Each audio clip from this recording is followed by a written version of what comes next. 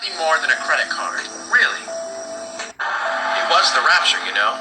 There's no proof of that. That's why it's a matter of faith. So I've been told. What about that chip in your hand? They call it the V chip. What's its purpose? It's nothing more than a credit card. Really?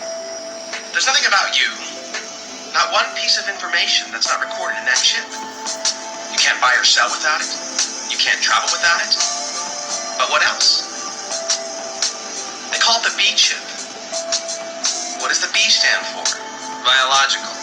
Biological encoding. More than a mere credit card. What's its other purpose? There is none. Tracking. Satellite tracking. Biological encoding and satellite tracking.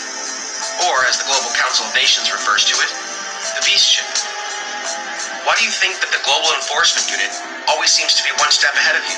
See, Charles, the reason they think I'm a threat is I tell believers not to get this chip. It's not of God. I don't believe any of this. You sound like some conspiracy theory nut. There's a lot of explanations for what happened that day. And you're a fool. If any man among you seemeth to be wise in this world, let him become a fool, that he may be wise. For the wisdom of this world is foolishness with God. I hate to break it to you, pal, but I grew up in the church. I'm a good person.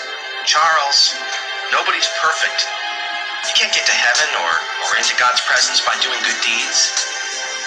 God is perfect, and he can't allow sin in his presence.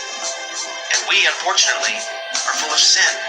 So you're saying if I believe that Jesus paid for my sins, and that he is Lord of your life, then you can come into his presence and know the fullness of his forgiveness and of his love for you.